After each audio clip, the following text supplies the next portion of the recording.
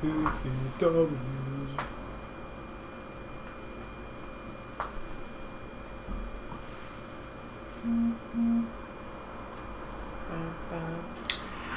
we are live. Thank you guys so much for tuning in to Never Over. We are your number one source of live viewing parties of each and every WWE pay-per-view, where we provide to you instant analysis, reactions, and commentating of those very pay-per-views. I'm Dawson.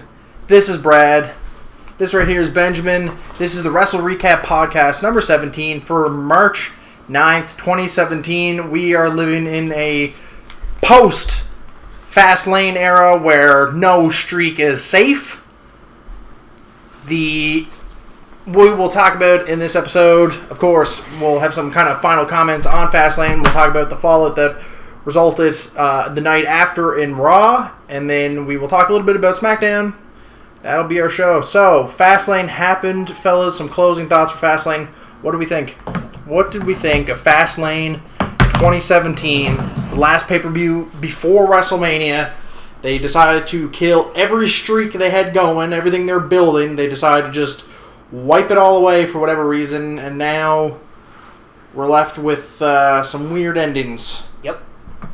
Does anything stand out? Is there anything like big takeaways? Is there something that you walked away from Fastlane and you're like, oh, this is really going to stick with me? Like, I'm really curious where this is going to go, or I really didn't like what they did here. Is there anything that really stands out? Like, is there any thoughts? Boys, do you want to know what my favorite thing, the best thing the WWE has going for it right now as a product? What's the that? Cruiserweight division. Yeah, really. Because Neville versus Jack Gallagher was the match of the night at Fastlane. Yep. Neville versus Rich Swann Monday on Raw was a standout match. I think somebody decided to let the chain off the cruiserweights because Rich Swann was doing cruiserweight moves. Like, he was moving with speed, he was flipping, he was doing everything. I think he's definitely working on being a little more agile. He's probably trying to get that cardio up. And Neville would probably be doing it too if they purposely altered his style as a heel to be more methodical. Mm-hmm. And then 205 Live was fantastic this week. Like, the whole Austin Aries and Neville thing, like, it's just a fire has been lit in the Cruiserweight division. At least I feel, where the Cruiserweights are starting to become a product that is standing out from the rest of it. It's not just WWE style with guys under 205 pounds. Do you think tying into Raw hurts it? No, I don't think so. It's just, if anything, they should use Raw as a springboard. Well, personally, I think the Cruiserweights are on the wrong show to begin with, because 205 Live's on Tuesday and it goes right after SmackDown. Yeah. So it should be on. They should be part of SmackDown. Just leave SmackDown as 2 hours, and then just after SmackDown say, okay, now we're going to the 205. We're going to the Cruiserweight division for the next hour. And then just leave Raw as it's 3 hours and take the Cruiserweights out of there. Yeah, it's always something I've wondered about. It's just the scheduling. Idea, the scheduling, I never I would love to know the kind of travel those Cruiserweight guys have, because it's like you got to make it to Raw, then you got to bomb it to wherever SmackDown is the next night, and tape another show there. So I always thought that was weird. I think they do a lot of production during the Raw show. I think they do a lot of the backstage stuff, things like that, and then that way on Tuesday they can just land, do their matches, and go. Yeah. And the fact that it's a network show, I'm not sure if it is even fully live. I'm trying to figure out whether there is because I know sometimes they will record an odd match before Raw, things like that. So who's to say? I would disagree. I think being a part. I know that we're getting way off of the Fastlane talk right out of the gate here, but I would have to say I would disagree. I think being a part of Raw hurts it. Yeah. I think Raw overall is a poor product and doesn't give. I think it kills the crowd's heat as far as what the Cruiserweights can do, and I don't think it does it any favors. I think And it's hard now because you can't reverse that. You can't take that away. You can't unring that bell until the next draft. Well, yeah. Let's hope that things get mixed up a little bit in that sense. But like I said, I think tying into Raw, I think the Wrastle recap, or you were the Wrastle recap. I think 205 Live being a part of Raw hurts it.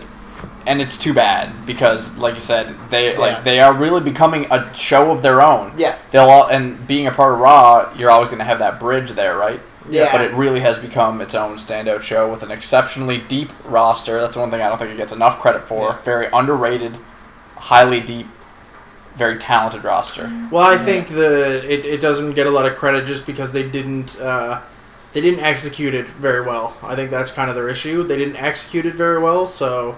No, I think they're slowly getting to there. They're slowly starting to carve out their niche, gain some steam. Like that whole Austin Aries Neville thing. Like that's gonna be that's a big money match. Yeah.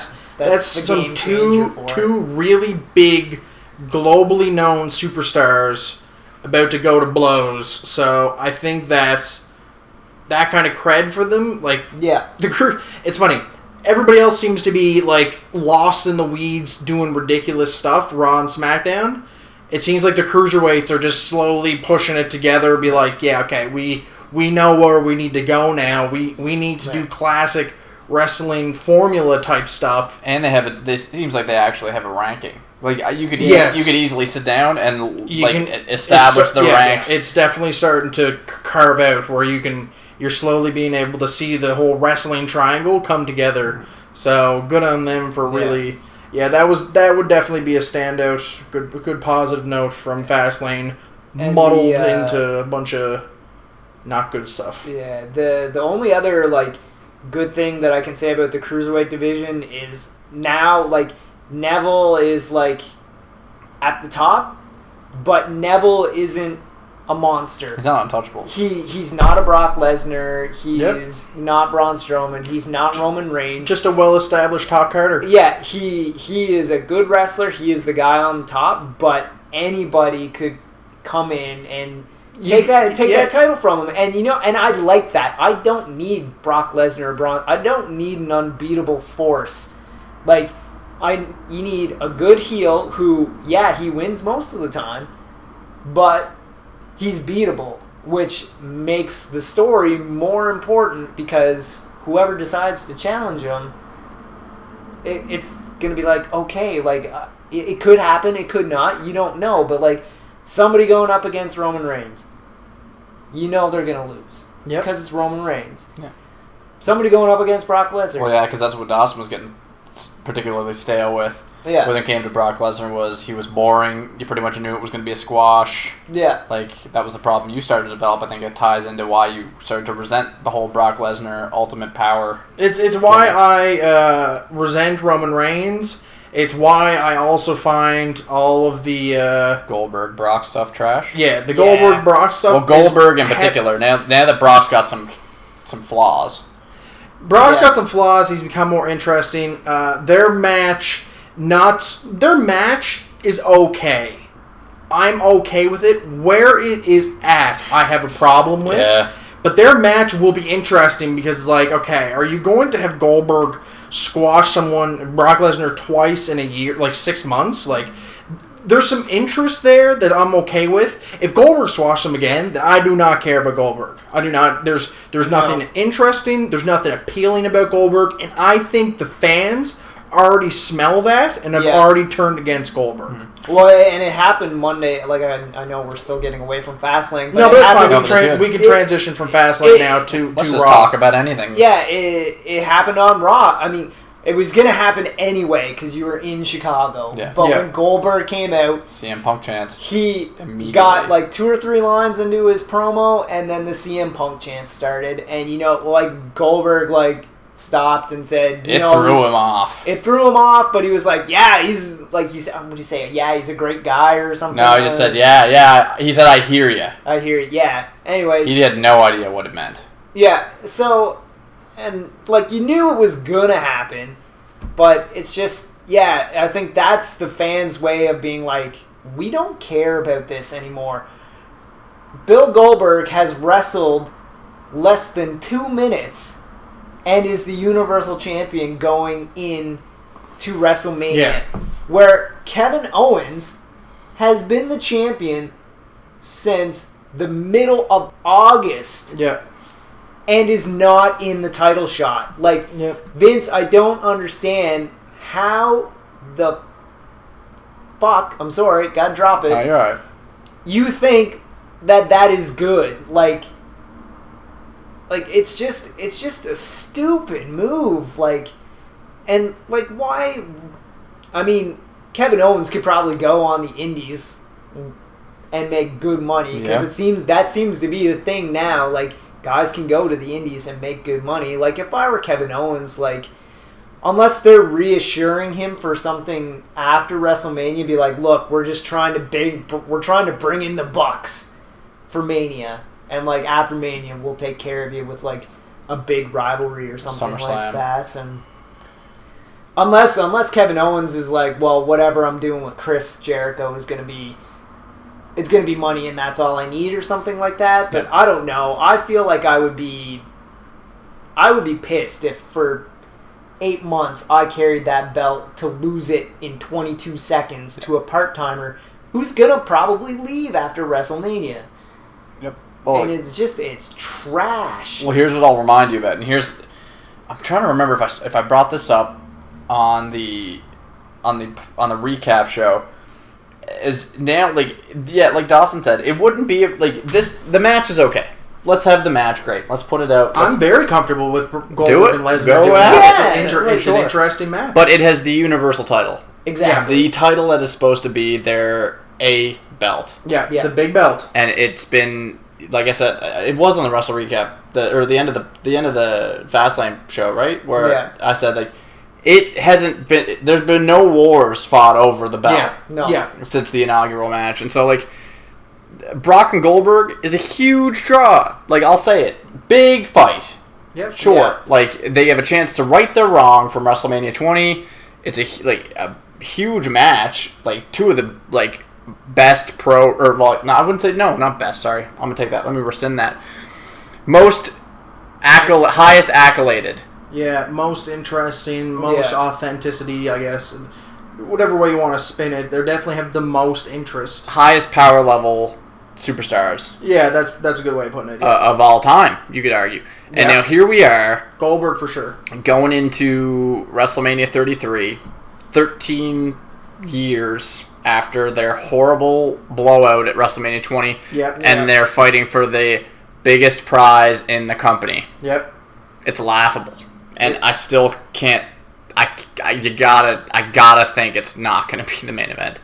I can only pray. Wish. You gotta hopefully SmackDown pulls something out and they decide to go with that as the main event. I don't know. Go with the women. With the women. But it just right now it's like where are you gonna go? There's too much concerns. Okay, if you have in the mid card, it's like okay, fine. That brings a lot of eyes to the product in the middle. It'll get people fired up. Have it right before the women's belts and the WWE title, the champ, and the WWE Universal title. Like, if you put it there, that would have been kind of a good precursor before you got going. But there's just too many concerns. I don't think Goldberg can go. I don't think Goldberg can go, and that's a real problem. You saw him eat that F5 on Raw on Monday, and he looked scared. He looked like he got injured. He looked like he had a concussion. To be honest with you, he looked terrified. He was very lingering very hard when he got up, and I don't think he can sell that well. I just don't think his body can hold. To sell, you have to be able to absorb what you take, and I don't think he can. Therefore, I don't think he can sell. And it's kind of ironic because he's actually for real injured. Yeah. When he gets hit by the moves, that's the irony to it, right? So, if they didn't have that title, if the title wasn't involved, which I don't think it has to be, I don't know why. It really doesn't, and it would make the match more important, in my opinion. If it was Goldberg being like, I gotta right my wrong, my last my last match, if they didn't do the Survivor Series thing, and if it had been I gotta right my wrong from WrestleMania 20, and same with Brock, and then Brock's I'm out there to prove that I'm still the best. That's a more interesting and compelling story to me than what they're going with right now, and the fact that it ties up the Universal title. Like, the Universal title's tied up, the U.S. title is going to be I feel like, the U.S. title is going to be a huge match. Huge match at WrestleMania with it. It is, but then I think the U.S. title is going to be... It's going to go back to being the A belt again when Rusev was feuding with Roman for it, when Rusev had the belt.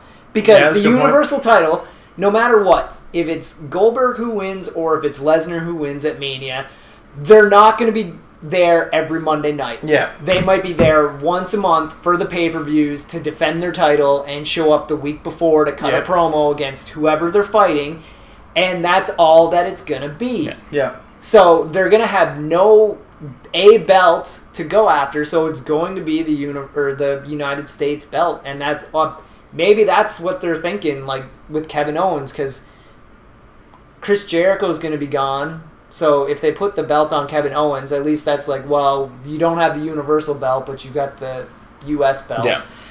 But then that's just like, why put the Universal title on? Why handcuff the Universal title and put it into a box like that? Yeah, I agree. Because I was just about to ask, I was like, what would you rather have, the way Kevin Owens' reign was, where it was always a chicken shit win, or like every Raw was a tag match, or every Raw was him fighting Sami Zayn for no reason? Or would you rather have Goldberg rolling with the belt? Brock's next, and also, like, I love kids, and see you Sunday, 3 Sundays from now. What would you rather? I would rather go back to having Kevin Owens. Yeah? Yep. I would rather go back, and Kevin Owens is the chicken shit heel and the DQs, and I would rather have that than Bill Goldberg.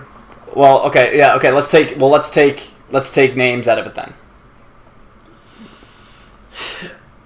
On a chicken shit heel, or on a guy that just comes part-timer? in, a part-timer? Chicken shit heel or part-timer? Chicken shit heel. Yep. I would go with a part-timer. Yeah? Yeah. I don't respect part-timers. I think part-timers have a time and place and are a great way to be like, whoa, this feels cool.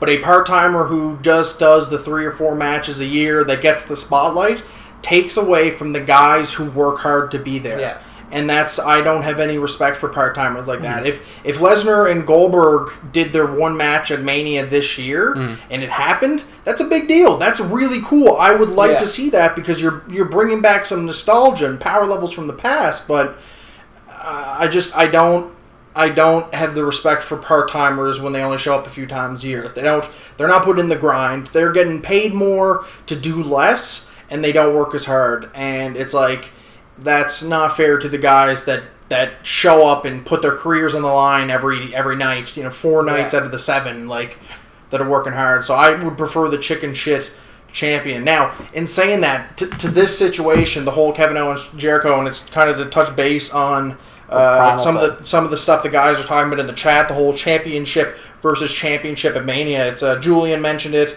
Primal's talking about it a little bit more. Brooklyn also talked about it.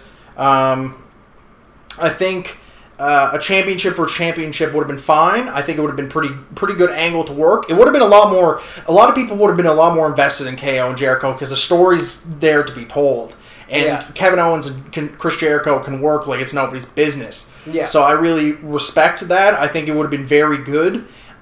I don't think, the last couple weeks have shown shades of it. We're getting the Fight Owens fight back, that Kevin Owens, and it's like it was too little, too late. Yeah, like I don't know, but it's not his fault. It's not his fault, but I don't know if it's too little or too late. Like I don't think it is. I think they were finally getting themselves straightened out, and then they cut it short.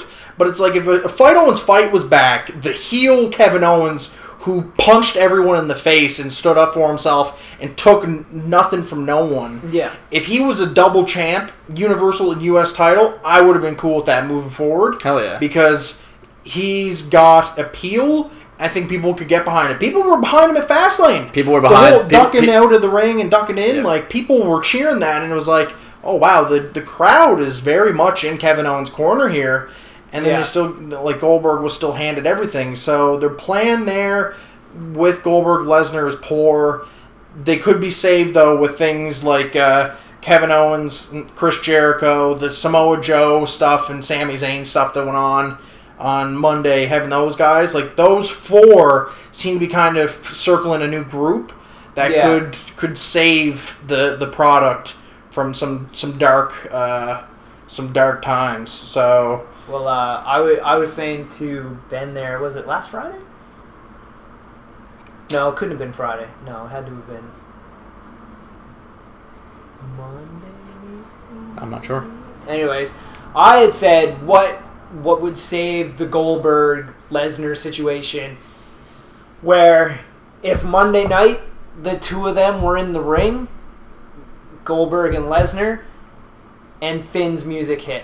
Well, yeah, a triple threat with him is the only thing that could have saved WrestleMania. Finn could come out and say, "I never lost that belt.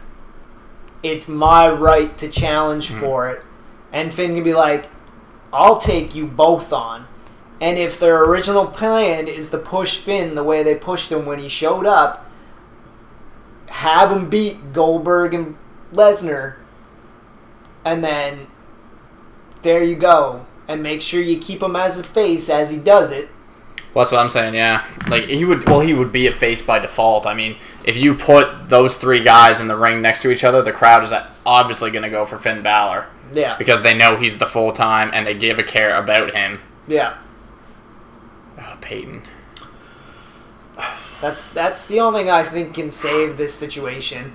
And, like, from what we've heard is plans for Fastlane changed the day of. 40 minutes into the show. 40 minutes into the show, Roman Reigns and the Braun Strowman ending wasn't supposed to happen the way it was. I guess Taker was supposed to come out like everybody thought he was going to and distract Roman. And Braun gets the pin. Instead, they pushed that to Monday night, and then Finn was supposed to come back Monday on Raw. And that got pushed because they didn't want to do two people coming back on the same night. So maybe he shows up next Monday. Who knows? But the Undertaker stuff would have made much more sense for Fastlane. It brings back to the point about how they just tossed away a lot of stuff at Fastlane. They tossed away a lot of streaks on a throwaway pay-per-view. So yeah, that's too bad. It would have made more sense then for Undertaker to show up and interfere with the Roman match, but to push Undertaker off, it all felt kind of weird and it all felt kind of useless, which is a theme for the WWE lately. Like it just felt like a Monday Night Raw. This tossing away stuff and the builds, like the Braun Strowman build and tossing it away for nothing. They were doing that a lot. The last few months, they keep tossing stuff away like that, and it's unfortunate. I don't know. The Strowman, Undertaker stuff, and Reigns, it all feels kind of weird. The Roman and Undertaker stuff is especially weird to me. There's nothing about it that feels natural, well placed, or well built. So I don't. Who knows what that match is like when that match happens at WrestleMania? Guys, that's your main event.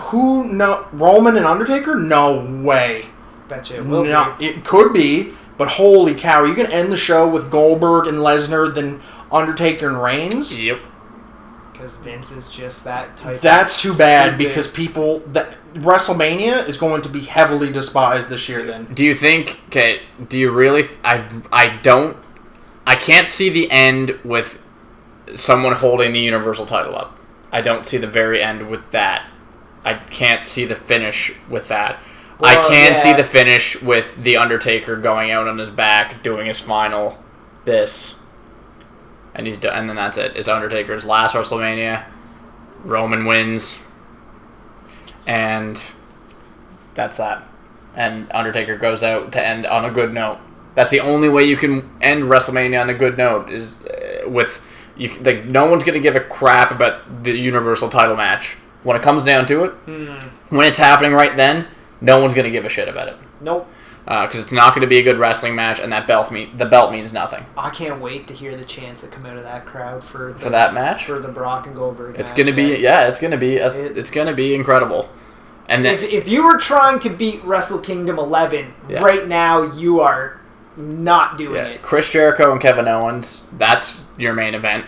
That's the story that they've been building all year. Seth Rollins and Triple H in an unsanctioned match, which I think is the route they're going with it, which excites me because I fantasy booked that over on our Twitter at NeverOverLive, and that to me is a great way to finally bring that feud to a head. Is for them to just go and no ref, you just go. Who was the better man? And I'm excited for that aspect. That's your main event. The women, your main event. Yeah. Because that is also the story that you've been telling all year. Yeah. But we have 2 matches that are getting thrown together in 4 weeks. We have our Universal title match and Undertaker's WrestleMania match. Yeah. And both feel bad. And you know what, as I hate to say it for what it means for AJ Styles, but the Bray and Randy match, I hope is brutal.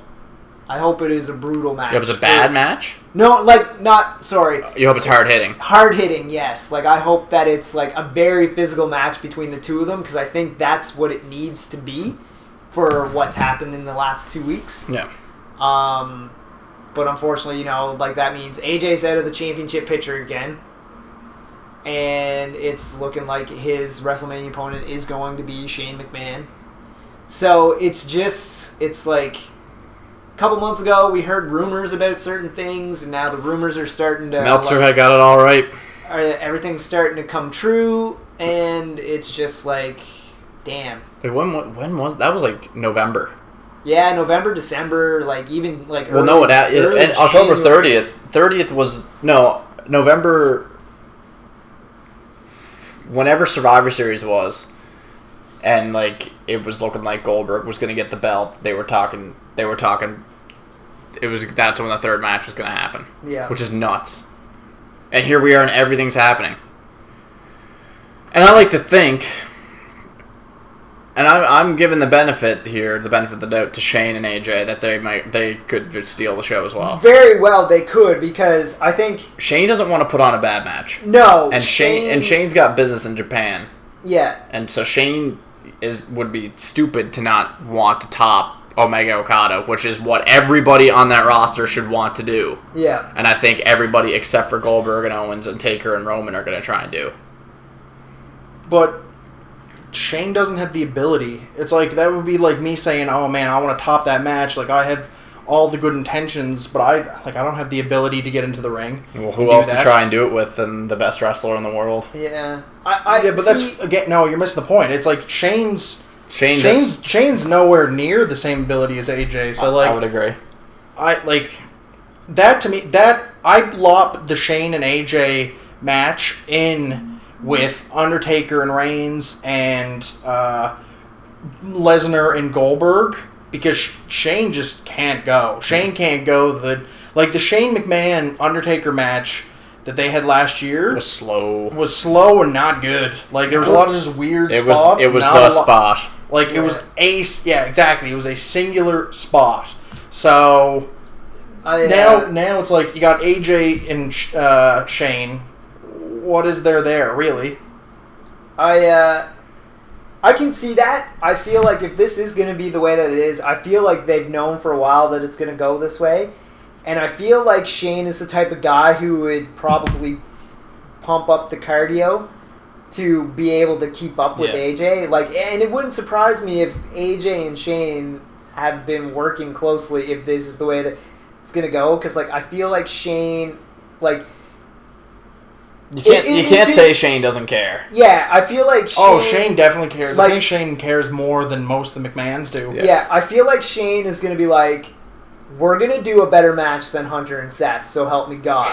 Yeah, absolutely. Yeah. So he's probably going to AJ, whatever I need to do to be able to do that with you, please help me. I feel like Shane's got that type of mentality. I think he does too. So I feel like that one could be the underdog where nobody's expecting it to be good. It's gonna be a great hybrid of the WWE style and the technical style, because you have the best technical wrestler in the world, asterisk of course, and then you have one of the best WWE spot guys to ever wrestle for across any promotion. So you have those two greats. One can only hope that it pans out well, and that the things blend together well. Yeah. And I think Shane's drive, his focus, and like I said, Shane is a perception guy, and Shane is not going to want to... Shane wouldn't do it unless he knew he could do his best. Yeah. I feel like Vince isn't saying, Shane, you got to get out there. Shane's like, I have this opportunity, and I want to take it, and I want to kill it, and that excites me for that match. And I feel like it might be a little bit of ego thing, right? Where Shane's like, I want a match. Hell yeah. I want a match at Mania. Hell yeah. I'm going to do it with the best guy on the roster. Yep. Which is AJ. Yep. So, but yeah, I think because there is, as far as like what I've heard, it could be true, it could not be true, but apparently there is animosity between Hunter and Shane, because that was one of the possibilities after Seth got hurt, was it was going to turn into a Hunter versus Shane somehow, which I was like, you could build a hell of a story. Yeah, that could blur so many lines. Like, oh my god, that's WrestleMania 34. Like, that is a huge match that excites me already, because you don't know what's real. No. Yeah. You don't know if you don't know if a stiff right hand is like just a slip, or if it's a shoot, or what they're doing. But that excites me.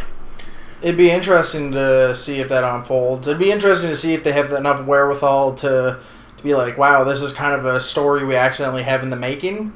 It'd be great to see. I don't know, like, I don't really put much by them. Their stories are not really stories at all. Just, man, I think people would like this, and try and force it together, and if it always feels really forced. So we'll see. You know, Sorry, I just got caught there. We're watching NXT, and I guess Shinsuke and TJ Perkins happened, and mother of God, TJ Perkins is just boiling in the bowels of hell. Yeah. But, yeah, and then also on the SmackDown side, it seems like their women's title is going to be the multi-person ladder match. Possibly. That's fine. No stipulation for the match has been set yet. Just it's going to be every female on the SmackDown roster, as they've left it very vague because Naomi's out hurt. So that if she comes back in time, she can be. Well, Kelly's working WrestleMania too. Mickie James turned on Alexa Bliss Tuesday night as well. So Alexa has no friends on the SmackDown roster anymore. I'm going to cut you off just for a second. Sure. We'll circle back around to this, Brad. But if you're just tuning in, guys, thank you so much for tuning in to Never Over Live. This is our Wrestle Recap podcast number 17 for March 9th. We're about halfway through the podcast. If you just joined us, we just finished talking about kind of Raw and the implications that Raw has moving forward and heading towards WrestleMania. Now we're kind of switching gears, talking about SmackDown and the implications that SmackDown has on WrestleMania moving forward. So, again, sorry, Brad, for cutting you off there. So right. the women, it's kind of taking on the complex of Alexa Bliss versus everyone heading into WrestleMania. Yeah. That's an interesting idea. I don't hate it. I must say, I like that idea, because the way I look at it, it's like, whatever the men can do, the women can do. So just do it. So to have a ladder match like that for the belt is interesting. The only concern I'd have is, does the women on SmackDown, and I think they do all of them, the lower card ones, have the ability to get into a match like that? Do they have the capabilities to not injure themselves? That would be my only concern. I think the women can. I think the women on SmackDown are a lot more well-rounded than the women on Raw. The gaps aren't as big. It's more of a narrow group with Becky and Mickie and Alexa and Naomi and Natty. Yeah, Natalia. So it's like the group of them on SmackDown. I think it'd be good. It's a great idea, I'm glad to see that they're actually doing something like that, because that's cool. Like, the last year they have put the women in matches that women typically haven't gotten into before, and they got to keep doing it. Yeah, and they don't make big deals about it. Exactly. It's just like, this is your match. Hey, you know what? It's the first time ever, but you know what? You are wrestlers as well. So you might as it's great. So, and I was just about to say, poor John Cena for what he's been reduced to for WrestleMania, but I'm actually really intrigued by his match. By his, you mean his mixed tag? You mean his match. proposal plans? Yeah, exactly. Yeah. My God. Is that what they worked? I haven't kept a lot of tabs on SmackDown lately, just with Fastlane kind of revving up, so I haven't seen too much. But is that have they added a weird storyline? Is it kind of They did a mixed tag with John and Nikki worked a mixed tag versus Ellsworth Mella. Yeah. Carmelsworth, yeah. And so setting up obviously for the mixed tag, the Cenas and the Mizanins. Yeah, but you know what? Miz is doing great work. Of course he is. He is when he's on the mic, I'm still not sure if he's shooting or if he's memorized the script or something, because it feels real when he's shooting about it. And the way they're setting it up to be like a mixed tag match, because this Tuesday, Cena and Nikki, they beat them, and they did at the same time they did 5 knuckle shuffles and they did AAs at the same time. And then the Miz got in the ring and knocked around John and threw him out of the ring, and Maurice got in there and threw Nikki out. And the writing's on the wall, but the big rumor is that I feel like John and Nikki are probably already quietly engaged, and what they're doing, they're going to do this at WrestleMania for what's best for their brands, as Miz was saying. Yeah. Miz is you're doing what's best for the John Cena brand. And I feel like that's probably what's going to happen at WrestleMania. At the end, they'll win.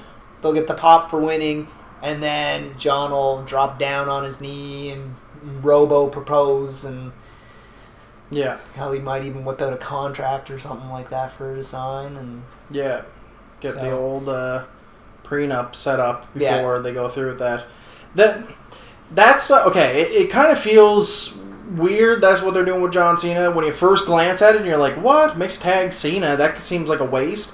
But when you look closer at kind of the little interesting storylines, the fact that they're building the Total Divas, Total Bellas kind of stuff, that's it's not bad. The Miz can work a mic like nobody's business. Yeah. The Miz can work the mic he's one of the best mic guys the business has ever seen.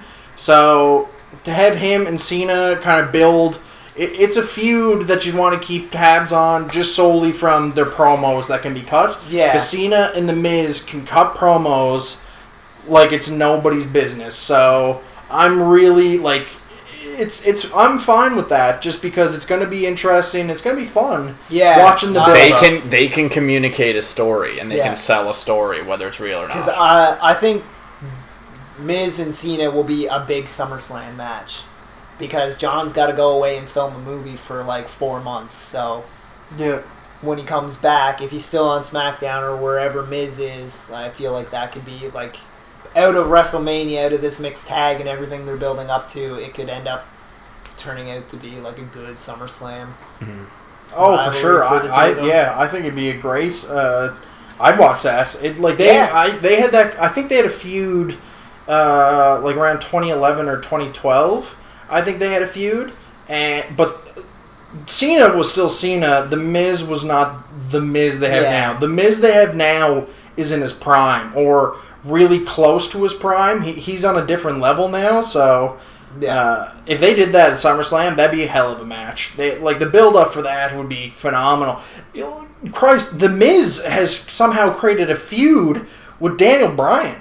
Yeah. And then they're not even wrestling. No. Yeah, so it's he's created a feud with Daniel Bryan. He's created must-watch TV. Yeah, where you're keeping tabs just solely because it's he's talking shit about Daniel Bryan. Maybe that's how they flip this.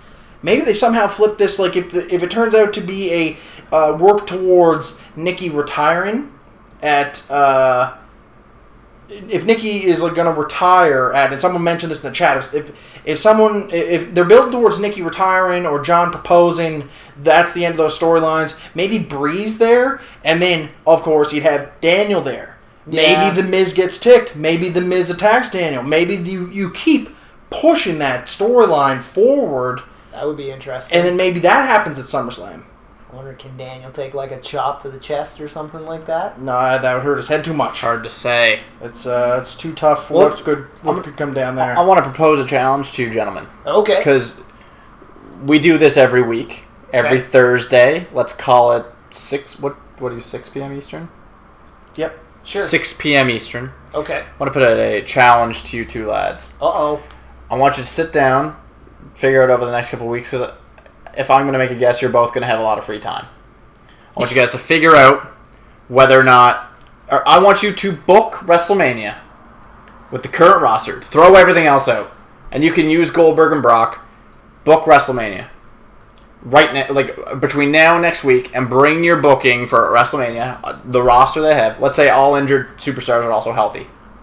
But the roster that they have right now, you can start from the Rumble to WrestleMania. I don't know what you mean. Rumble winner Randy Orton has to stay the champ though. Okay, so you're saying book the WWE from the Rumble to the end of Mania. Just give me your WrestleMania matches with the current roster. Okay. Like you don't have to time them out or everything like that, but like let's go with like 9 matches. Okay. With the current roster for WrestleMania. And just like predict fantasy the matches? No, it's fantasy booking. Book WrestleMania, like fantasy book WrestleMania. Do you understand what I'm saying? Yeah, I get what you're saying. Yeah. So just for fun. Okay. Have something to talk about for next, because we obviously have a lot of disagreements about the direction that they're going with a lot of these matches. Like I would not have AJ Styles wrestling Shane McMahon. I would not have Roman Reigns wrestling The Undertaker. No. I wouldn't have John Cena in a mixed tag match. No. So I don't think anybody would. So is there a better way to do that? How would you book? What would you do with these superstars? That's what I'm saying. Bring it to the table next week. You can just do light storylines, so we don't get too into it, because we could sit here for hours and talk about fantasy storylines between the Rumble and WrestleMania. The only condition being that Randy Orton is still the Rumble winner. You can change the champ, but Randy Orton's always the Rumble winner. Okay? And then we'll fantasy book with the roster, with all the tool sets, the belts that are available right now. Let's see how you... I'd like to know how you two would book WrestleMania. And we'll talk about that next week. How's that sound? Brad's already thinking about it. I am. Yeah. Brad's like, main event, Neville versus Finn Balor for the Universal Cruiserweight Championship. A new belt. It was introduced. 4-hour Iron Man match. It was just go, boys. You got the show. It's a free-form 4-hour match. Yeah. All right. That could be interesting. Be thinking about that all night now. Thanks. So... What, I guess, kind of the last thing to talk about, and this, we've touched on it a bit, but I think, to me, this should be the main event at WrestleMania, is Randy versus Bray Wyatt. Mm-hmm. That should be... It has to be, because on SmackDown, they keep making too much of a big deal about whoever wins the Rumble goes on to main event WrestleMania. Yeah, exactly. Yep. If they don't, then what's the point of the Rumble? Well, WWE likes to use the term main event rather loosely. And then they'll be like, oh, we have 3 main events. Exactly. And your first main event is Randy versus Bray. And your second main event is Brock versus Lesnar. And your first main event is Undertaker versus Roman Reigns. Yeah. Now, I don't know what's going to actually play out. I'm very curious to see how that will play out on WrestleMania night, but I think Randy versus Bray, like you were saying, they keep making a big deal. If you win the Rumble, you go on to main event WrestleMania. That should be the last match of the night. Yeah. That's the only thing to me that feels a natural end to WrestleMania, especially if you have Randy beat Bray. If Randy becomes champion at WrestleMania, you want him to hold the belt up. You want him to do the Randy pose, have the belt, confetti come down. You want that moment. That's the natural way for WrestleMania to end. So for me, their feud, their build up, the storylines around them all feel comfortable. They feel natural. They've kind of been building now for a while. Yeah. that to me just feels like the natural main event because it has the big belt. That's the WWE Championship is kind of the, even though they want to push the Universal title as the big belt, the WWE World Heavyweight Championship belt is the big belt and should have its spot where it deserves. Plus, of all these faux main events, this is the only one that feels real. Yes. This is the only one that feels real, feels natural, feels like a wrestling main event. Yeah. So, because dear God, if you have Brock and Goldberg or Roman and Undertaker and WrestleMania, you're blowing out WrestleMania. Yeah. People are going to walk away from WrestleMania and say, wow, that was one of the worst WrestleManias I can remember. Because you gotta look at it globally too. It's like Roman Reigns and The Undertaker. You have Brock Lesnar and Goldberg. You have Bray Wyatt and Randy Orton. You have John Cena, Nikki Bella versus The Miz and Maurice. You have Neville and Austin Aries. That's a good one. I'm cool with that. Yep. You have AJ and Shane McMahon. Shane McMahon. There's 6 matches. We found one good one so far. Yeah. Oh, here's another one. KO and Chris Jericho. Okay, there's another good one. You have Baron Corbin and Dean Ambrose. There's 8 matches for you. You have the women's title picture for SmackDown. There's 9 matches for you. You have the Raw Women's Championship, which is a triple threat. There's 10 matches right there off the top. Seth and Hunter and whatever. Seth and Hunter 11. Whatever Hunter does for a stupid ass entrance this year, there's at least 15 minutes for him to start at the ramp and get to the ring because he is the only one who's given a theatrical entrance. Yes. So looking at WrestleMania kind of as a whole, it's not looking good. No. It's not looking good. And you're going to have to spread out. Jeez, and we haven't even talked... Tag teams? The tag teams. Yeah, we haven't talked about either tag. Yeah. SmackDown won't be on WrestleMania for sure, but it's like the Raw one looks like they're gearing up for it. Yeah. What are they doing with Braun Strowman? Are they going to legit have an Andre the Giant? They have confirmed the Royal. Okay, so it's like WrestleMania is going to be 4 hours, but they're going to have an hour pre-show to dump the 2-hour pre-show. It's really weird at this point. Like, I think about Braun being in that Andre the Giant Memorial Battle Royal, and I hate it for him. I think he's bigger than him. Yeah. I think he's bigger than it too, but... Because, 2 guys have already announced their entry into it. Mojo and Apollo Crews have both announced their entry into the Battle Royal. Yeah. But a lot of stuff is going to have to get dumped to the pre-show. Honestly, the SmackDown Women's... Maybe a pre-show. Will probably be a pre-show, yeah. SmackDown Women's? Yeah, that'll be a pre-show. You have no room for it anywhere else, which is too bad. If they have a ladder match like that, like a Money in the Bank style, that's got to be on your card. That's got to be on WrestleMania because it's the women who are doing it. That's give the nod. It will be women, but it'll be the Raw women because Raw is the A show, so...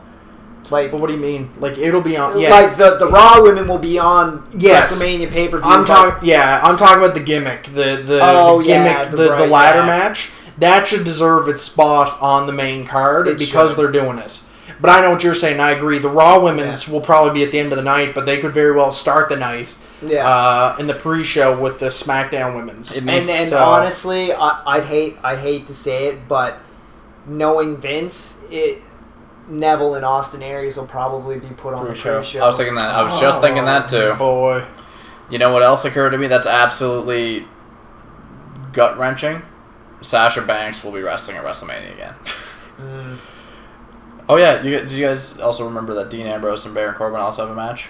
Yeah. At WrestleMania? Did you mention that one in the count? Okay. Yeah. It occurred to me, I was thinking that Charlotte is going to have to carry both Bayley and Sasha Banks through a WrestleMania triple threat. We haven't said anything about Sami Zayn, Samoa Joe, Cesaro, Sheamus.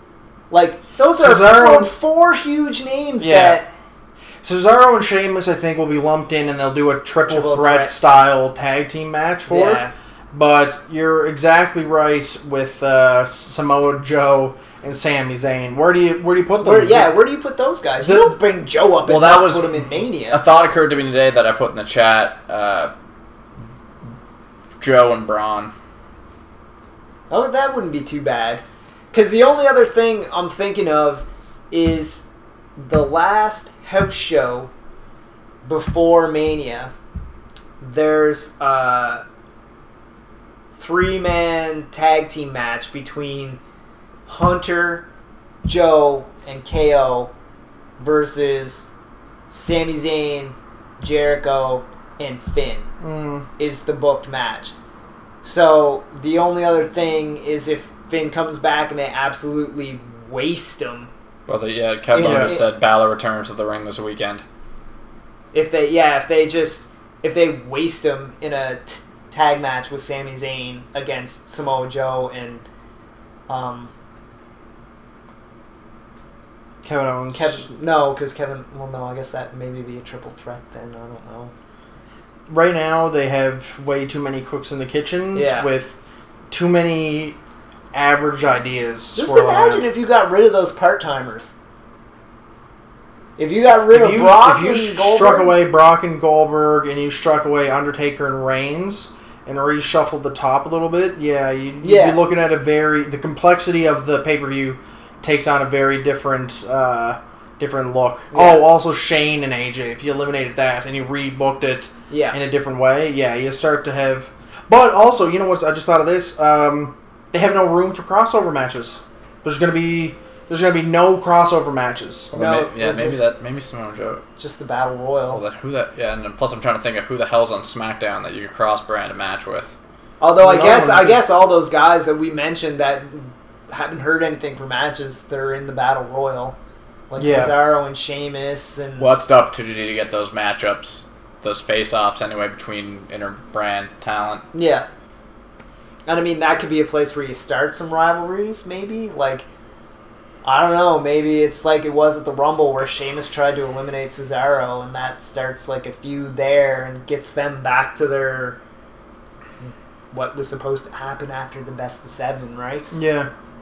Or maybe Joe's in the Battle Royal and him and Braun are the last 2 guys in the ring and that's something that starts for them. Yeah, that's a good point. Could be a good way. They need to have some things bleed over into Extreme Rules. Yeah. It'll that would be a good natural way to attach Samoa Joe and Braun Strowman to Kevin Owens. Could be an easy way to tie those 3 together and get them all after the U.S. title. Yeah. You know what I mean? It's an easy way to do that way. But as it stands right now, there's no cross-promotional matches, which is kind of funny. Unless they add them, but holy cow, we're already looking at 12 matches for Mania. There's no room. Well, unless they plan on doing... Let me do a quick count of last year. 10, 15-minute matches. That's exactly... And you know what? I'm glad you mentioned that, because I was just thinking a couple minutes ago, was Fastlane their test? Was Fastlane their test run? They had 3-hour pay-per-view, and they did 9 matches on Sunday. Maybe. Because they added in those 2 extra matches, and they did, the matches were like 10 to 15 minutes. And they flew through the matches. The first couple matches. Were they doing a test run to see? Okay, can we fly through these and still tell a decent story or have some decent moments? Can we move quick enough for this to happen? And maybe that's what they have to do. Like if they want to put enough significance on all the matches on the WrestleMania card, they might have to do like 10, 15-minute matches and be like, look, we got to get our spots in quick and get done so that the next stuff can start. Because you're going to have to give room to some matches. I feel like the Shane and AJ match is probably going to... Well, no, maybe not. It need a bit of room to breathe. Yeah, but... The way Lesnar and Goldberg have been in the past, they may not need a lot of room there. No, that's just it. Like, that one could Goldberg will need a friggin' stretcher. Yeah. I think Roman and Undertaker is not going to be a long match. Like, I think more time is going to be spent on Taker getting to the ring than... This is their chance to turn him heel. Have him squash the Undertaker in the Undertaker's last match. Just do it, Nike. Yeah. Like, just have him squash him and have him not care about the crowd. have him stop selling and hyping the punch and the spear and all that garbage. Yeah. Just have him do the moves, put Undertaker out in embarrassing fashion, full heel. Yeah. Done. That's your best chance versus the most respected guy. That's it. Yeah, no, that's it. That's got to be it. That's got to be how they do it. Because he is the most respected guy.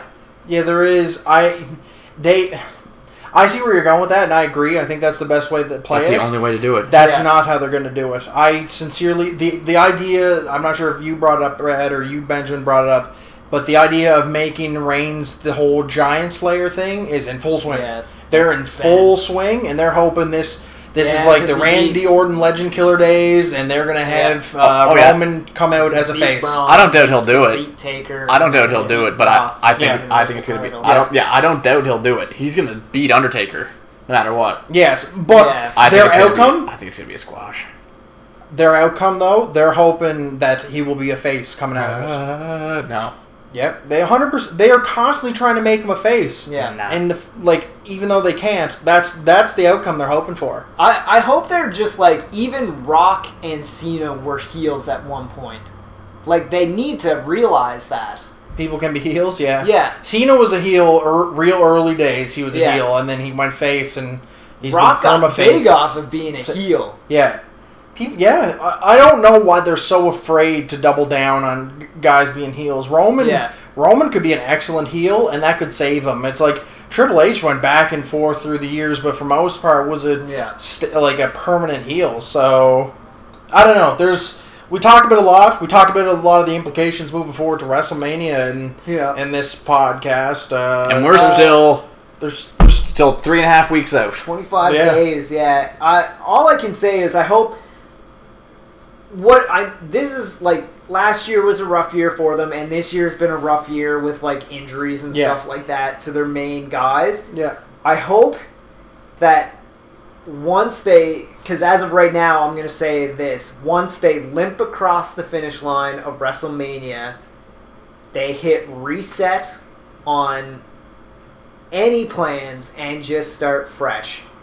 April 3rd. Yeah. Like, just get through WrestleMania, try to put on the best show that you can. Yeah, and then hit the reset button. Just hit the reset button, throw everything out. Yep. Like, have writers ready to go for new stuff for that Raw, and just start fresh. You're going to have a lot that Raw, too. You have Kurt Angle, could presumably have the Hardys. You'll have a healthy Finn Balor. You'll have a healthy Seth Rollins. You'll have a Universal Champion. Yeah, you know... It's time for them to hit the reset button and start putting together some storylines. But other than that, 25 days away. 25 days from WrestleMania. So you guys know where to be for the next 3 weeks. Every Thursday, right here, leading up until the Thursday before WrestleMania. We will be doing our WrestleMania predictions. Got a great WrestleMania finish. How we were supposed to book. I thought of it. There's a point in the video where I go like this, and I was like, "That's when it hit me." Well, write the ending. Write it down. Make sure you guys join us next week when we go over how we would book WrestleMania 33. That should be very interesting. I'm very interested to see what both of you guys will come up with. But make sure that you keep it locked here week after week. We'll be talking how the WrestleMania card shapes up. I'm sure we'll say the same thing every now and again. But and make sure that you're following us over on Twitter as well so that we can stay up to know on the People's Championship. Pinch is in the chat. Live Kill, also a prominent member of the community as well. But we'll be putting that survey out the Wednesday before WrestleMania. So make sure you keep it locked on Twitter at NeverOverLive. Keep it locked right here for every Thursday for the Wrestle Recap podcast. And, of course, for WrestleMania 33. And we'll be doing TakeOver. Yep. We'll be doing NXT TakeOver as well. Don't know if we'll do... Hall of Fame. Don't know if we'll do... I don't know if we'll do Hall of Fame. I don't think we'll do predictions for TakeOver. We may just do fun... We may just do a single... We'll call it a singles match. Exhibition. We may do, exhibition or just shoot. Just for matches, fun, yes. As they happen. So we'll be doing NXT TakeOver Orlando, followed by the largest sports entertainment extravaganza of the year. Outside of Japan. But for this edition of the Wrestle Recap podcast, I've been Ben. That's Brad. Your Never Over World Champion, Dawson. Thank you so much for joining us, guys, and we will see you next week right here. Right here. Right here. Hit subscribe. Never over. Subscribe.